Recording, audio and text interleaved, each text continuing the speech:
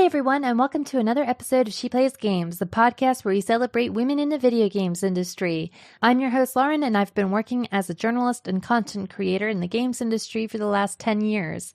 On my show, I have a chat with women of many different roles within the games industry, whether it's journalism, games development, or even streaming. My goal is to give visibility to the many women in video games with hopes to inspire a new generation of women in gaming. This episode is sponsored by the Limit Break Mentorship program, and I'm so excited to have another mentor and mentee on to speak about their experiences. Limit Break is an amazing mentorship program aimed at underrepresented people working in the UK games industry. Those who join will be given the opportunity to pair up with a mentor who is established in their field. This is Limit Break Mentorship's third year, and they're collaborating with Out Making Games with support from other organizations such as UKIE, #Raise the Game, POC in Play, and Into Games. On today's episode, I'm joined by Joel Beardshaw, a lead game designer at Ustwo Games, and his mentee, Annie Grudeva, who is the creative director at Perpetual Games. We discuss their experiences working together as mentor and mentee, the benefits of having someone to talk to about professional problems, and why it's not a bad thing to ask for help. This is episode 45 of She Plays Games.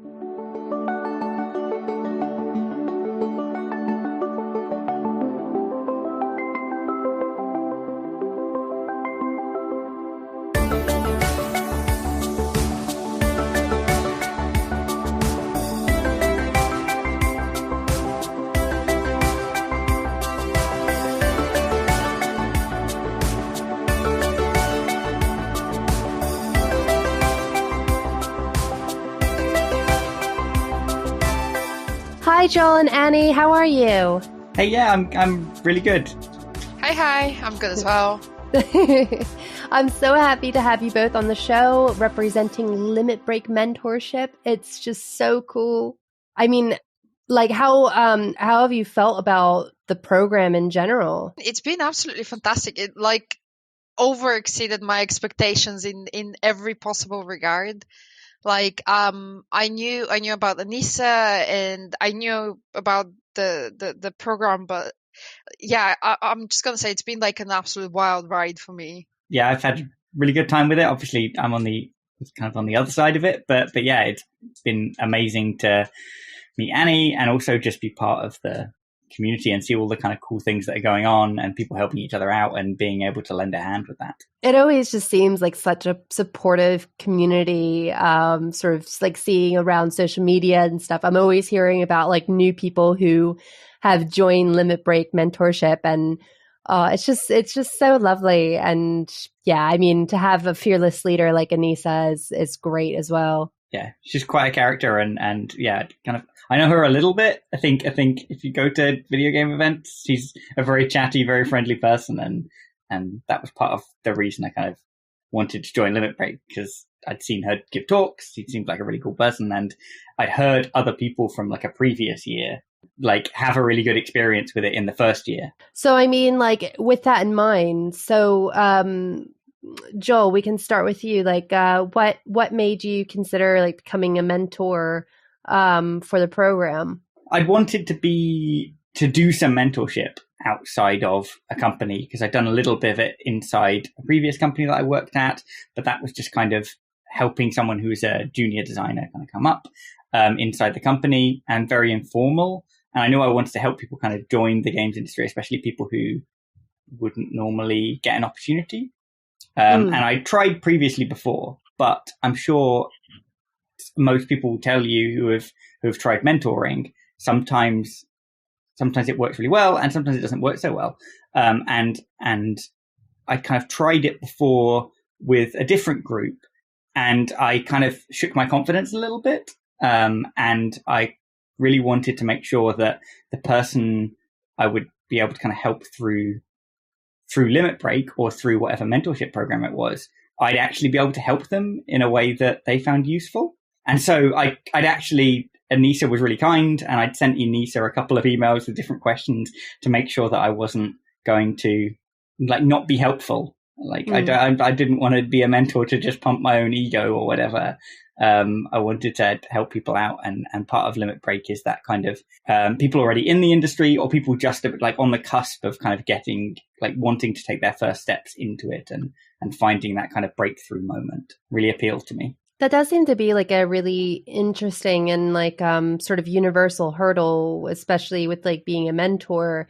The fact that you have this own kind of, I know it's like the it thing at the moment is imposter syndrome, but it's like this thing where you have to convince yourself that you have the knowledge and you're worthy enough in order to like you have something to offer to other people.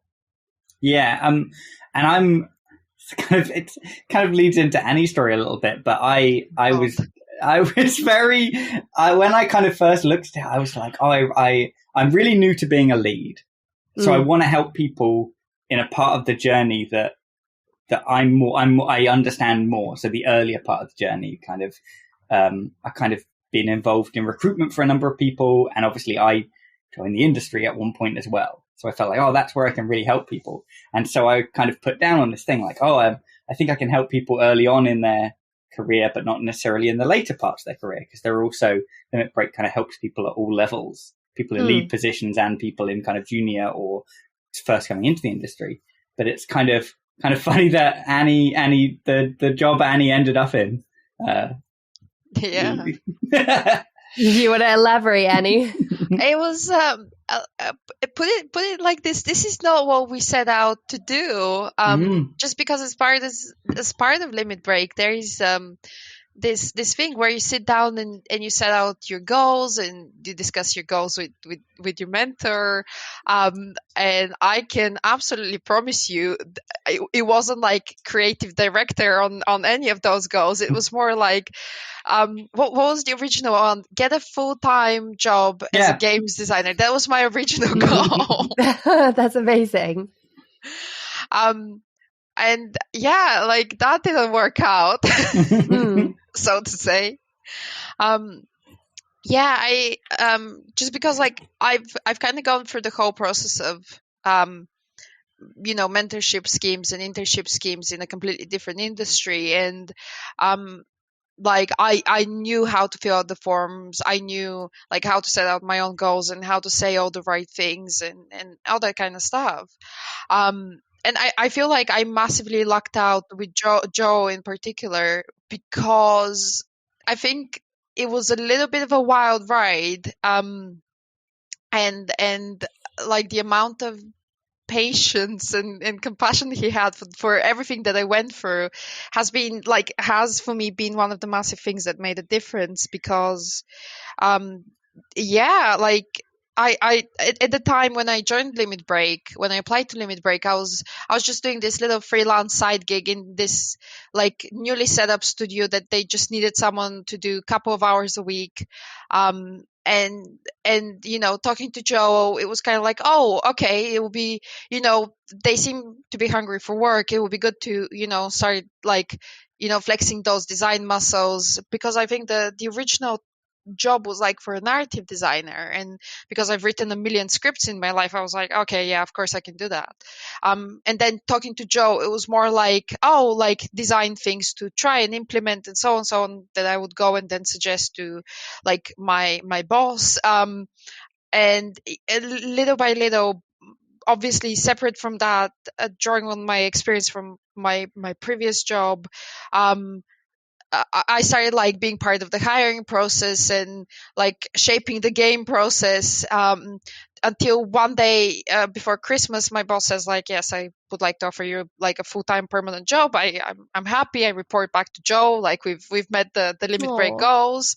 And my boss is like, what title would you like? And I say, like art director and game designer is fine. And then my boss says, oh, that's too long for the contract. I'll put something else. And I was like, okay, like you'll probably just put designer or whatever. I don't care. And then he sends me a contract that says creative director on it. And I just look at it, and my first reaction was like, but I'm not worthy.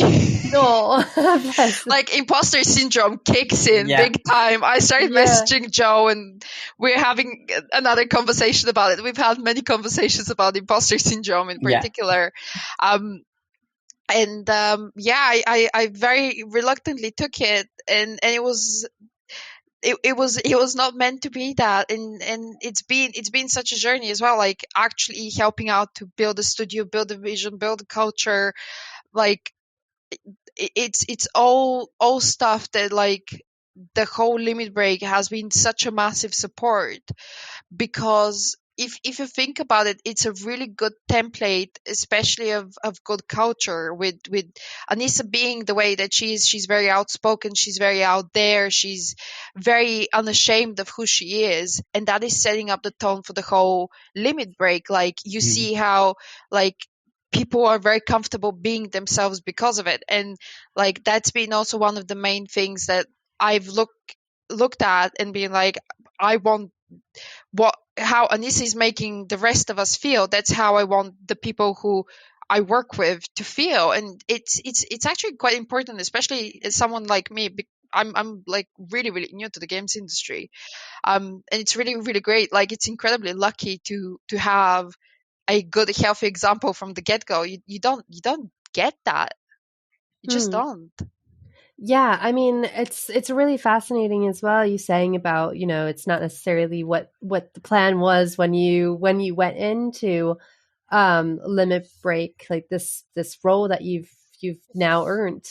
But, like, I have found that it seems like mentorships forgive me for, like, comparing it, but it just feels a lot like sort of career therapy in a way. Like, you're finding yourself in your mentorship grouping. Yeah, it's very apt. It's a two-way street as well, I think. Completely. I mean, like, so what has been sort of the most rewarding thing that you've found, like, coming from your relationship? I think it's that, like, I don't know, it doesn't seem very original or like unique or whatever, but I think it's just that, like, it really has been like us jamming on problems together, just the problems that you have working in a creative industry, working in teams, working at like a high level in design, like collaborating with people, just as both being able to kind of jam on problems and think about things, especially in the abstract. Like, how do you approach this type of, like, issue? Like, how do you how do you think about how you position yourself in a team when you're new to a team? Those kind of things. And it made me reflect. Like I said, I'm quite new to being a lead, and so Annie's own journey had made me, like, and Annie's questions have helped me think about my own, like, role and what that means. Well, it's like what they always say, isn't it? That you continue the learning process as a teacher, don't you? Like, when you're in that sort of position, you tend to learn after you teach as well, which is really fascinating. But it's also, like, I don't know. I mean, it just sounds like there's a really great matchmaking system that they have at Limit Break.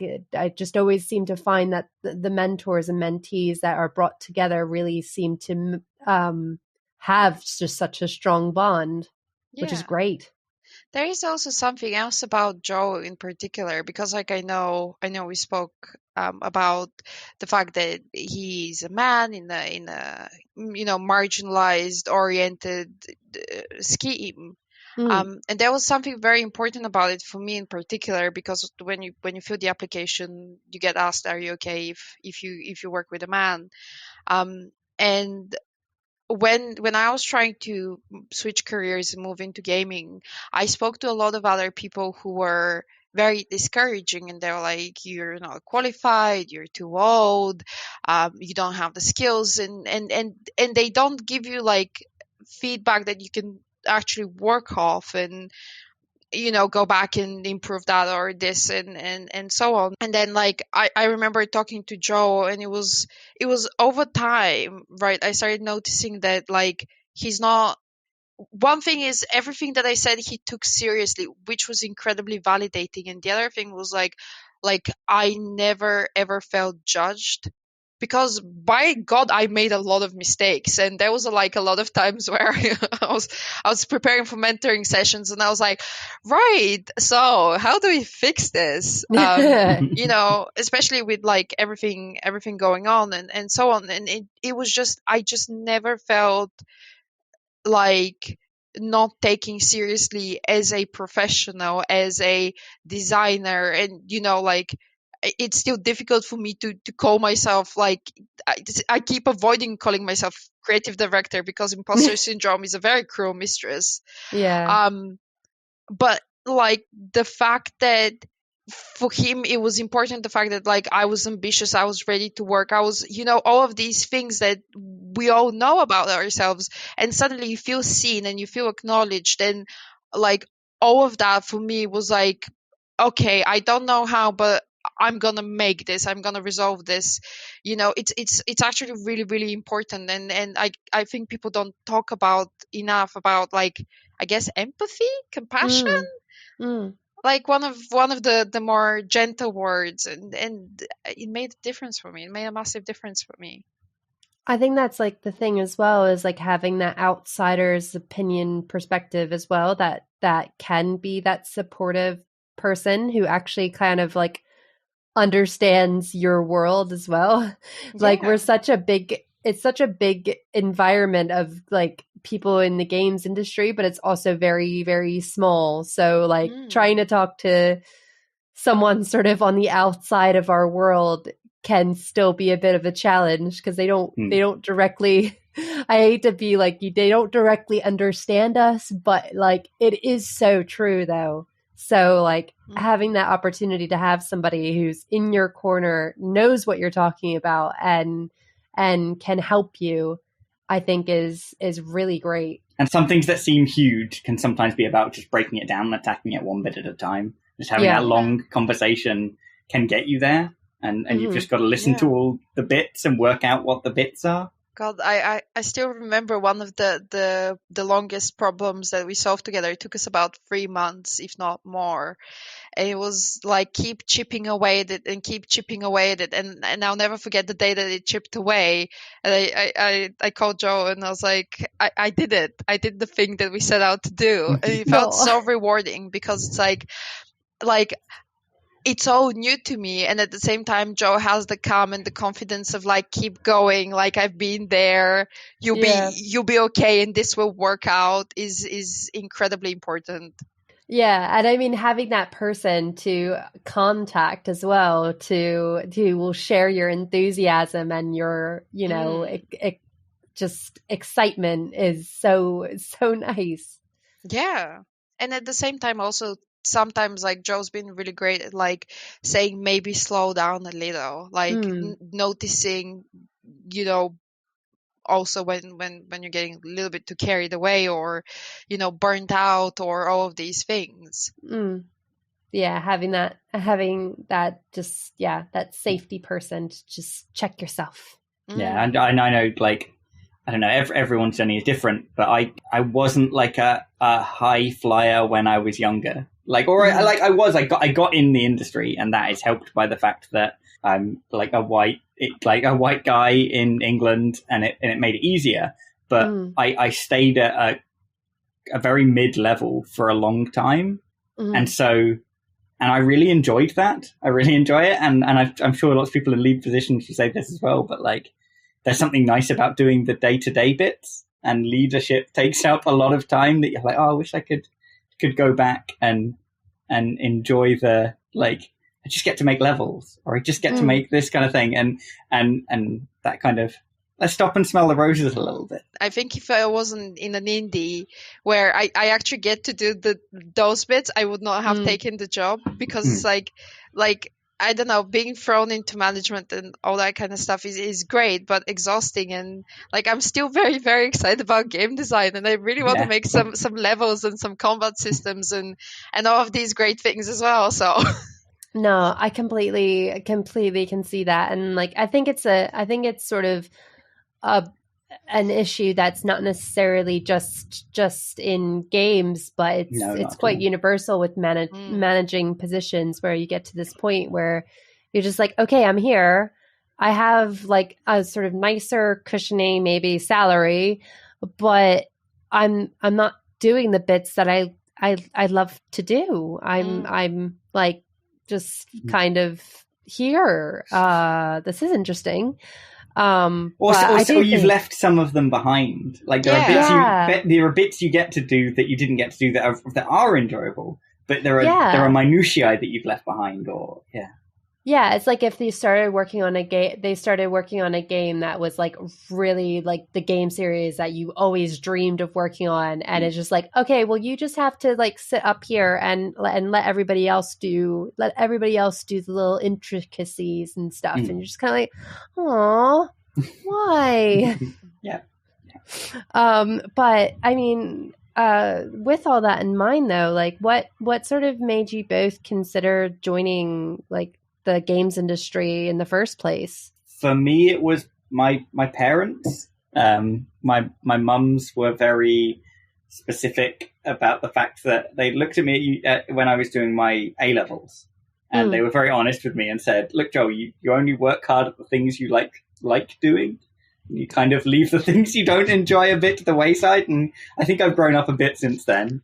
But they were the people who said, "Oh, look, we've already done a bit of research and found out you can do a games course at university, and you seem to be really into that." And they'd done a bit of research beforehand, and I hadn't even thought to consider that was an option.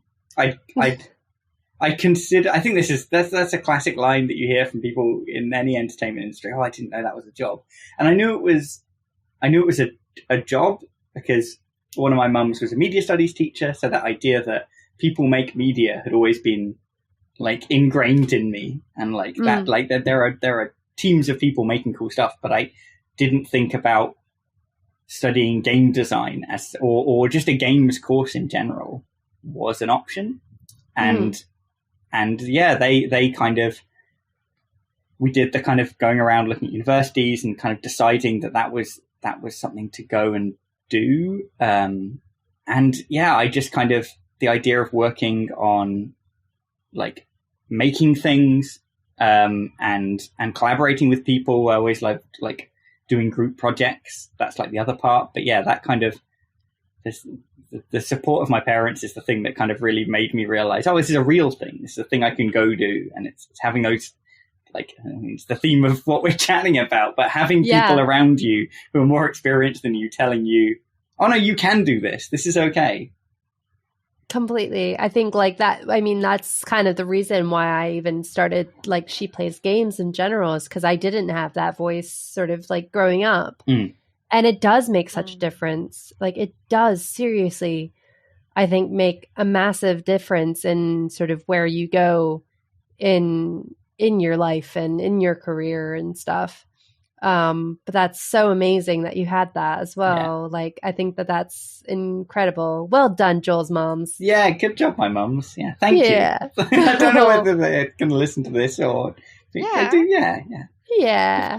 But yeah, and so for you, Annie, like, I know you had a lot of, you were part of like a lot of different agencies before this. And I mean, what made you decide like I'm gonna do games? Yeah, it's my journey's been a little bit more of the long way around one, just because like one of my earliest childhood memories, and by the way, this is the 90s, my dad is a great dad, but like one of my earliest memories is sitting with my dad and playing Doom. Oh, cool.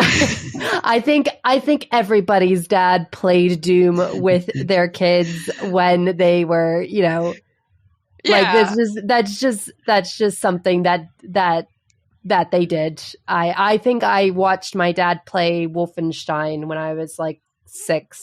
Yeah, which I probably shouldn't have been watching. I shouldn't have been doing. Not at all. But it was like such a sweet memory, and I think I was just lucky that when it came, especially to computer games, my dad was like, "Oh, you know, I have a brother," and he was like, "You're both playing games," and there was no like girl games or boy games, it was just games. And we would go to the arcades together and also play games, and and then like I started growing up, and other influences came about, because I'm from a different culture, and it's like, oh yeah, that's not a thing for girls. You can play Sims, but let your brother play GTA and that kind of stuff. And I kind of let go of it, because yeah, okay, like you want to get on with your life and so on. And instead, like, I went into advertising, and I spent like a good 10 years doing that. And then a couple of years ago, like I just had a very massive like personal tragedy. And like sometimes these kind of things make you stop for a moment and make you think really, really, really hard if you're happy with the way your life is. And I wasn't. And I started like looking into what wasn't making me happy, and being in the advertising industry was one of those things. Like I've like won awards, and I've made work that my parents got to see on TV, and I was incredibly miserable. And I started looking throughout my whole career, what was the things that I've enjoyed most making. And one of them was a game I did as a part of a campaign for the Red Cross. It was when the crisis in Syria was happening. And I did this game in partnership with them, where you only have one life and you get to play as a refugee. And the whole idea with the game was like, once you install the game on your phone, the game just begins. And you'll be asked to make these snap decisions, very much modeled after what a refugee is going through. And once you die, that's the end, because like these people don't get another chance. And I was getting very frustrated with people saying things like, oh, they're coming over here for the money, especially as like an immigrant myself. Like, I know that's very much not true. And I just wanted to do the whole thing of actually putting people in their shoes for a mile or like 1,000 miles, and making them realize that these are very, very difficult decisions to make, and they have very real consequences. And that won a bunch of awards back in very long time ago.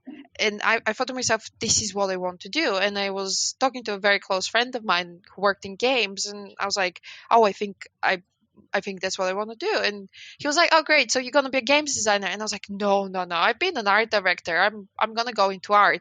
And he just looked at me and said like, no, you're a game designer. And I was like, I'm telling you, I'm not a game designer. Leave me alone. And he was just like, make a couple of games, see which bit you enjoy the most. Lo and behold, turns out I'm a game designer. And then the other thing for me that absolutely solidified my decision was because I started doing game jams and the usual stuff that everyone does, was how collaborative you have to be to make a game. It's not optional, because in advertising, like, you are a part of a process, but it's not a collaborative process. Like, someone makes a decision, gives you that decision, you add your bit, you hand it over. You might, like in my case, oversee like a team of writers or a team of designers and that kind of stuff, but everything was very compartmentalized, right?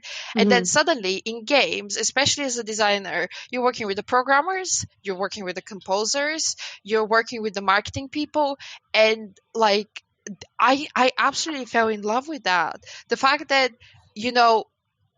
it's not like you turn towards something and say, I made this, but the fact that you turn towards your whole team and you say, we made this. It's like, it's such an amazing, intoxicating feeling. And like also watching like people influence each other in the team, like say for example what we're working on at the moment, the composer shared the music with the artists, and the artists decided to like sit down for an hour and draw to the music. And it's like, how is this happening? How are these beautiful people creating these beautiful things? And it's like, and then the programmers decide to like change the lighting in a spot so it fits the music better. And it's just like, it just brings you so much joy that like like not many other industries have that. Like, especially even like film.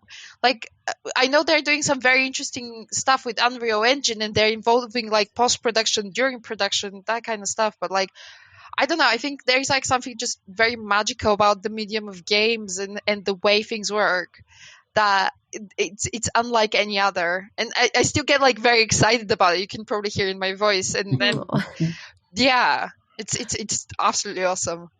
I think that is the thing. I think it is like, I mean, obviously there's people who can make who have been able to make games on their own, but like, I think like great games are like most of the time made by either small teams or big teams. And I think it does speak volumes, especially if your studio is open enough to the idea of everybody collaborating with each other in that way. Like, I think that is just such a lovely creative experience.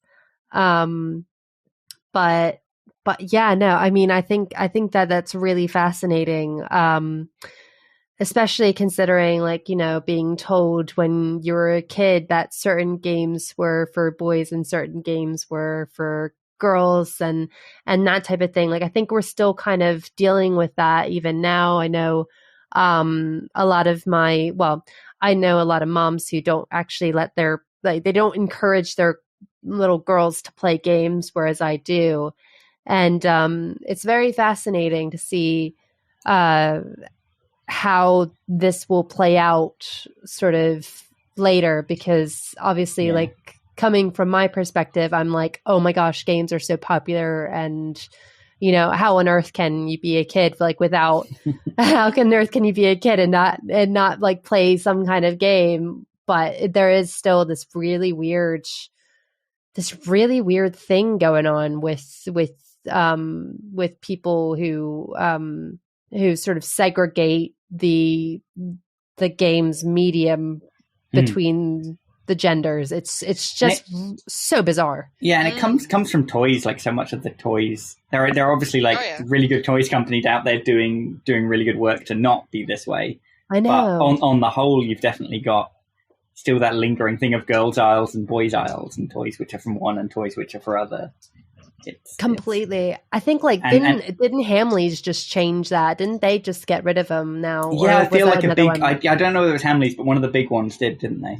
Yeah, but no, it is so important to get rid of that, because, well, I mean, my dad just kind of bought me whatever, to be honest. I think he was a single dad when I was growing up, so he was just kind of like, yeah, just have at it. So I was playing like Grand Theft Auto, but I was like the only one of my girlfriends who played games. Yeah. So everybody else was just kind of like, Lauren, like, what on earth are you playing? And I'm just like, well, I just want to rob this little old lady and have fun, okay? And I'm just joyriding.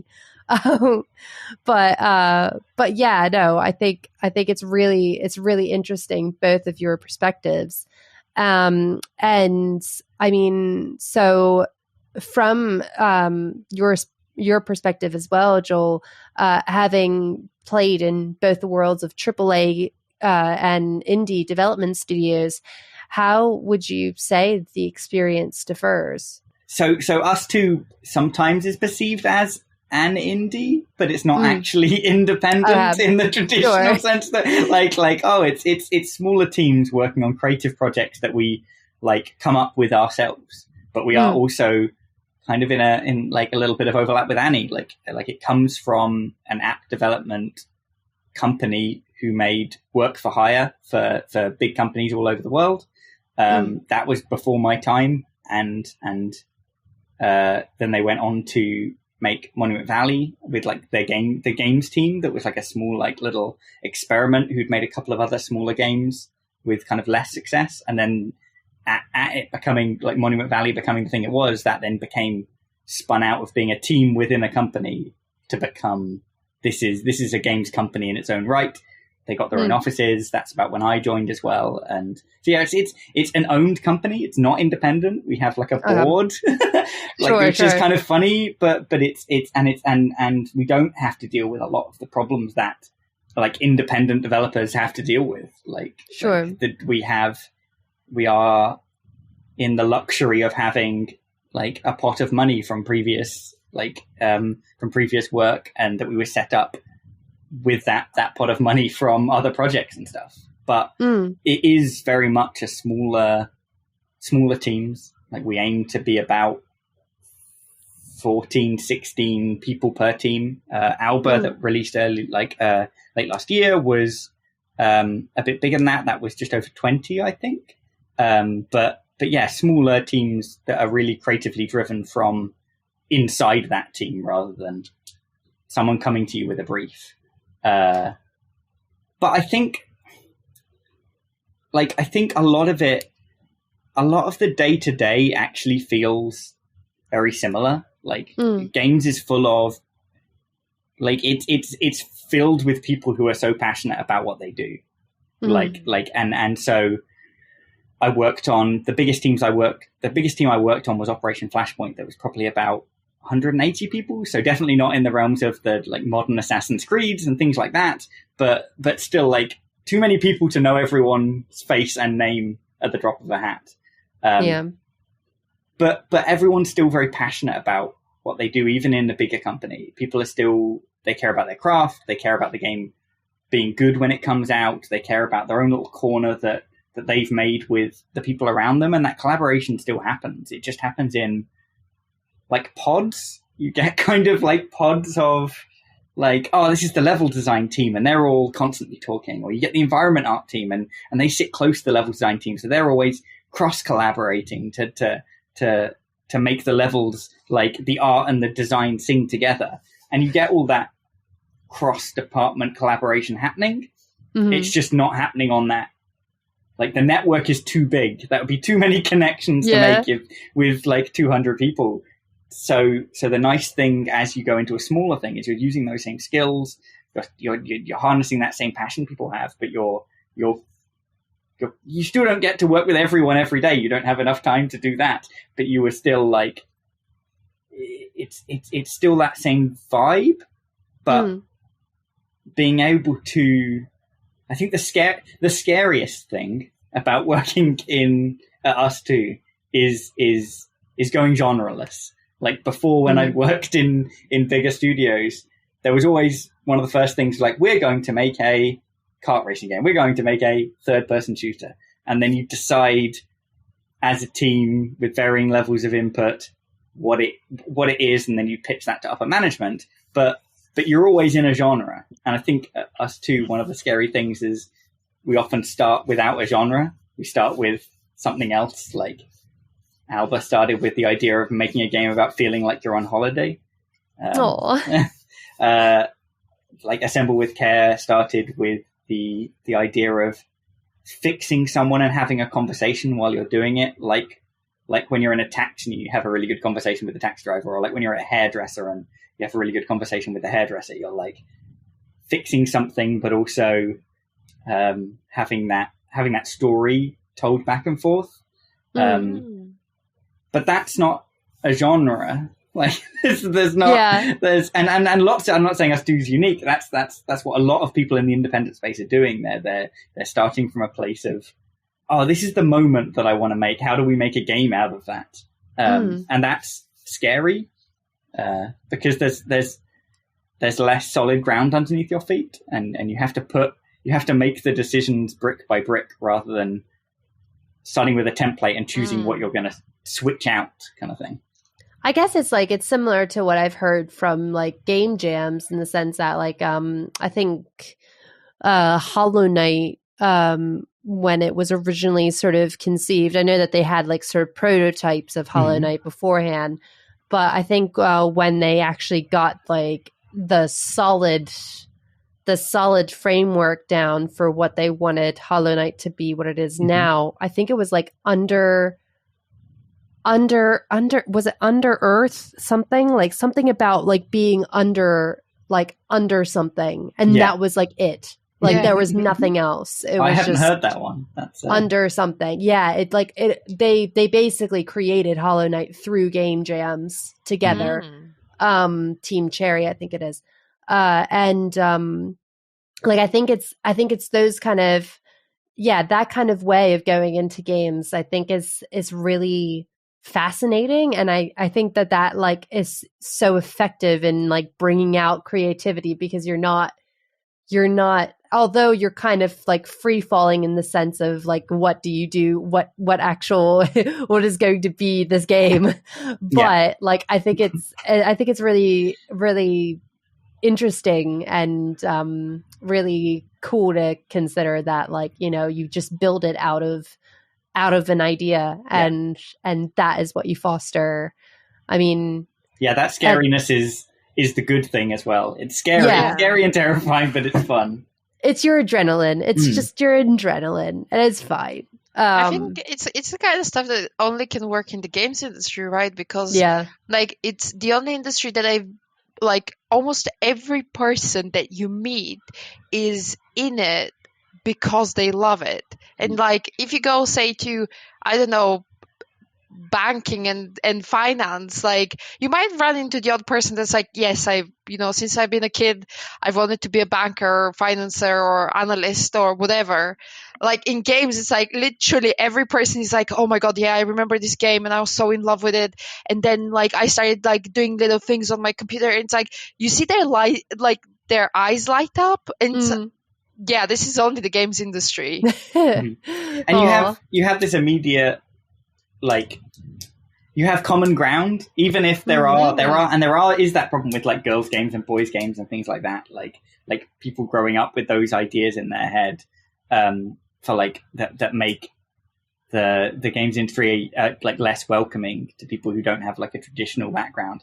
I still think about Rosa, who kind of had a bit of a rant at one point about the fact that she didn't want to play Zelda. She didn't, like, everyone was constantly shocked that she hadn't played a Zelda game. And it's absolutely fine if you haven't played a Zelda game. I want to see more people come from a background where they haven't got the exact same like palette of that they're drawing from.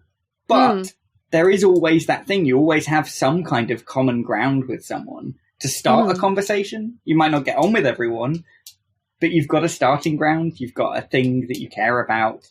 Be it like there's always a franchise that you can find something or a game or a moment that you can like have that nice moment with someone where you're like, oh, we don't know each other very well, but we can start talking about this. Yeah, completely. Because like we've all tried like so many different types of games. I know, like growing up for me, it was whatever you could like rent at the local store. It was just like, all right, today I'm going to play Toe Jam and Earl. All right, well, they don't have Toe Jam and Earl this time, so I'm going to play Earthworm Jim. Okay, that's fine. You know, like it's just like a constant conveyor belt of games and stuff. But yeah, no, I think it is really lovely. And I like that there's not necessarily, I mean, at the moment, hopefully, like if we're comparing the industries, like with film, like I know that there's quite a snobbery of like, well, this is obviously the best film ever made, even though you watch it as a normal consumer and you're just like, this is like, what even am I watching? Like, this is ridiculous. Like, I feel like games are so accessible. Yeah. Still, like there isn't that pompous hoity-toity like, I have no clue what's going on. Why is this lobster in this room? Although there is probably that, but you at least find it funny instead of like, this is supposed to be a very monumental moment in the film where the character discovers, in fact, that he's afraid of lobsters. You know, it's I think it's because, especially with like tools like, you know, Unity and Unreal that are like super accessible, we keep seeing people making games in their bedrooms that become like big hits, you know, like Undertale and you know, like you mentioned the Hollow Knight, a short hike. A short hike. Yeah, the fact that like you can make a game and you can be a success without like anyone knowing you've existed before is so important, because I think it keeps the whole games industry grounded and like helps it not take itself seriously, because your team of like 10 people or 20 people can be taken down by a 14-year-old with a computer good enough to run Unity. Yeah. It keeps it very grounded. It's true. It's so true. I think about my friend Florian who said like, oh, it's like a it's like when you make games, you used to have to like, because he came from an illustration background, and he was kind of talking about, oh, when you make an illustrated book, you don't have to invent the book, and that's kind of what game development has to do. You have to invent what the book is before you then put the content in the book.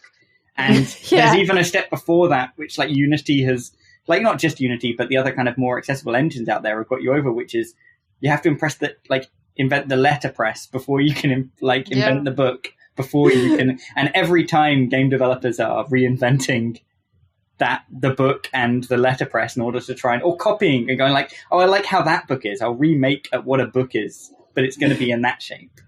Which is why games developers are always just like, I'm so sorry, I love you. Yeah. Like, I know the pain you've gone through. Yeah. You've all been through the wars together. But on that note as well, Annie, I mean, like considering that you made the leap from a different industry into games, I mean, what would you say to somebody who's considering sort of taking the same leap as you have? Oh God, I don't think I'm a good case because I think I was like incredibly lucky. You know when you're driving and you keep hitting a green light after a green light after a green light, and then at some point you start thinking maybe you're in the Matrix and something is not quite right. Is there two cats? Do I see two cats? No. Yeah, it's like déjà vu. It's so in particular for marginalized people, and this is very difficult because every person who's from some sort of a background, like none of us want any help. We are all so very determined to make it on our own and prove that like we're beyond our label and all that kind of stuff. And I did that mistake once in my previous career. And this time around, it's get all the help you can, get all the visibility you can get on every single mentorship scheme, internship scheme, visibility scheme, every single thing. Because this isn't actually about people helping you out. You're not getting propped up or anything like that. This is about leveling the playing field. You are starting 10 steps behind, and like I would love this not to be the case, and I would very much love to have completely made it on my own. But in reality, looking back at what I've done with Limit Break and what I've done with other things, like I would not be here today if I didn't allow these people in these communities to help me. And the way I see it is like now is my responsibility to start giving back and start supporting other people from similar backgrounds, because it is fundamentally about leveling the playing field. Like when I was starting out, the difference I saw between people who understood where I'm coming from and the things that I'm struggling with versus the ones that didn't was so massively different in the amount of support that I got, that like, because one of the biggest things we struggle with is like we don't feel like we belong. We don't feel that we are allowed to be in a conversation or in a job or whatever. And these are the people that like see our potential and see our drive and all of these things, and they're like, no, apply for the job, say the words, no one's gonna like, you're not gonna go to some sort of a meetup and suddenly someone's gonna be handing out jobs. But the difference is these people that you can go and you can tell them about your insecurities, and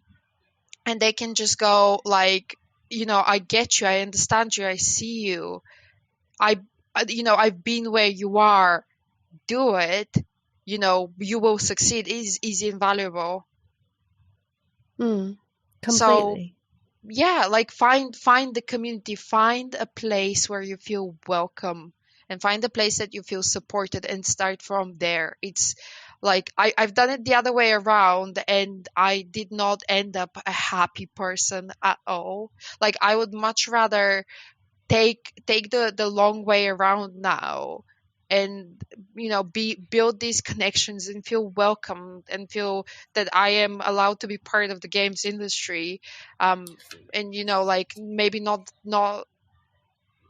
as famous or whatever. Like I don't care about that, because I get to enjoy my job, I get to enjoy the people I'm surrounded with, I get to enjoy all the communities that I'm a part of.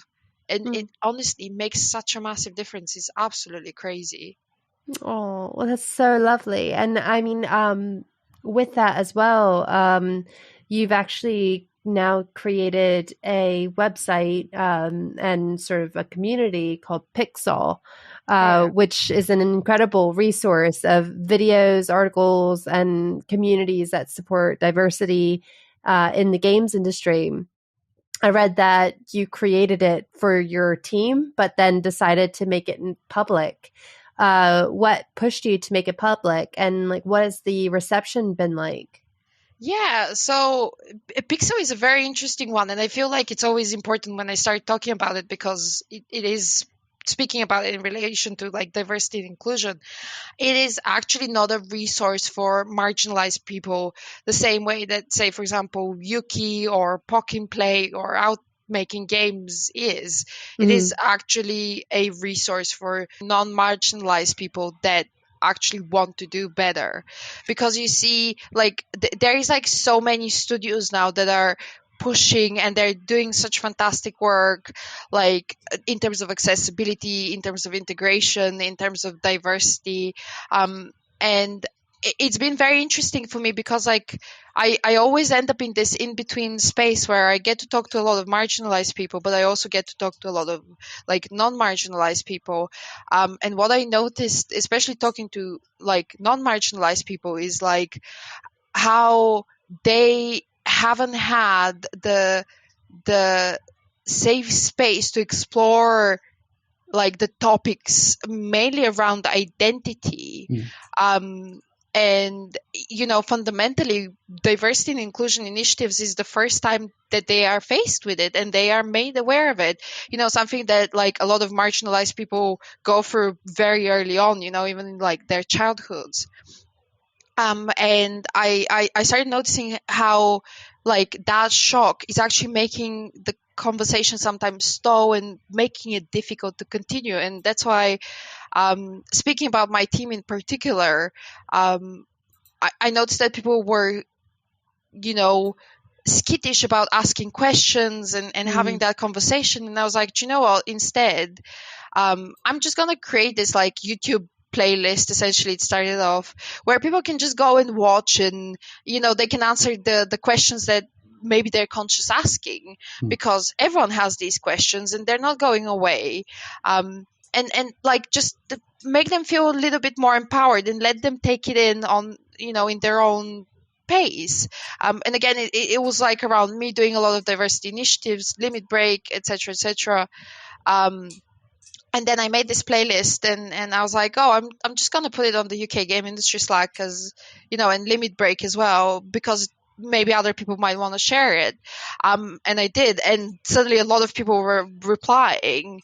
And I was thinking to myself, like, oh, I actually want to do more with this, because the other thing that I noticed from visiting a friend of mine and seeing his computer open and his Twitter, I was like, oh, like, where are all the marginalized people? There was like no one in his Twitter feed, and he didn't know Anissa. He didn't know like other like big names.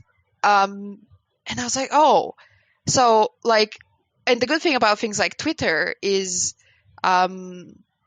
once you start following one person, you see what they're engaging with, and it's like very beautifully tangential, that the way it leads you.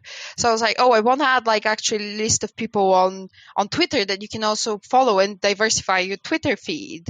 And again, keeping in mind, all of this is for non-marginalized people. And then I was like, oh, well, you have this list of resources that you can read and learn about different things.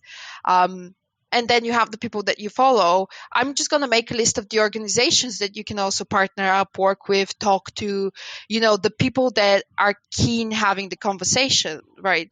Because one of the biggest and most difficult things that you see in the conversations about diversity and inclusion is that like every marginalized person is also kind of expected to be an expert in their own like label, if you want to call it that way. And like, and it's like it's a lot of emotional burden, because especially if like some sort of a tragedy happens and people start like asking questions and all that kind of stuff, you kind of like expected to put your feelings aside to answer other people's questions. And again, they're not being malicious and you're not being bad, but it's more like it's just important to acknowledge that like not everyone is actually keen to answer questions, especially in the work setting when, when your boss asks you, you answer. But like, we should acknowledge that. And instead, I really wanted to create like a space where people can, start that process of learning and also be, kind towards one another. One is obviously marginalized people towards the non-marginalized, and them going through this process of realizing their own identity and how it fits in the rest of the world, and as well as non-marginalized people towards marginalized people, and understanding that like not all of us know everything about, the little groups we were put into. Like and I think once we find that point of compassion and actually both of us, both these groups can relate to one another, I think the conversation will become like a little bit easier. Like I find out, like it's not a solution to like diversity, integration and all of those things, but I would just be very happy if it makes people a little bit more comfortable with one another and a little bit more kinder, because fundamentally that's the, if we start from a place of compassion, because we can't particularly relate to one experience or another, but we can say like, hey, I don't understand what you're going through, but like I want to be there for you and I want to support you, again, for both sides, things just get like a lot easier. No, completely. I think it's good to all be on like the same page as far as everything. And I think, it's a fantastic idea and a fantastic resource for people. Because exactly as you say, like you're not a textbook like encyclopedia about every marginalized person's situation. So it's like, to have the other voice, like have so many voices together to speak about it that you can just watch and learn. And I find it's very important as well. And I sometimes keep reminding people, especially marginalized people, that like you don't carry the responsibility for someone else's curiosity. And saying, I'm not comfortable, or like I would rather not talk about this is perfectly acceptable, because like a lot of us are very used to like, like just answer the question and like just let things move on and that kind of stuff. And I think in the age of the internet, like that is a lot to ask of people. Completely, because you can always say, as somebody can always like sort of turn what you say or have something back to say about what you say, which is very tiring. And it's a difficult one, and again it keeps coming back to compassion and also acknowledging that it is a very difficult conversation, it is a very difficult process, and all of us have to be armed like with copious amounts of patience towards one another to keep the process going. It's not the easiest thing in the world, but you're seeing people are doing like so many fantastic things already, like so many great initiatives. Like the thing that keeps sticking with me is I remember when Naughty Dog released like all the accessibility options for The Last of Us 2, and I remember that circulating on probably every game studio Slack, and it was suddenly held up as like, these are the things that we need to be doing, these are the things that we need to be talking about, and like engaging with the people who are experts on all things diversity and inclusion, and getting them, talking to them, doing better, and you're seeing people are doing that, and people are setting examples, especially big studios, and honestly that kind of stuff makes my heart sing. No, I think it's fantastic, and I can't wait to see more of what you do with it. And I mean, to sort of round us out today, I wondered if you both have any advice for anyone who's seeking to become a mentor or or seeking a mentor. For someone like on that, like becoming a mentor, I would say like every single person the person you're going to get is going to be an individual, and you're not going to be able to go into that situation with a solution for how they should do it before you started having that conversation with them. And so maybe you don't, like, going back around to imposter syndrome, you don't have to have all the answers.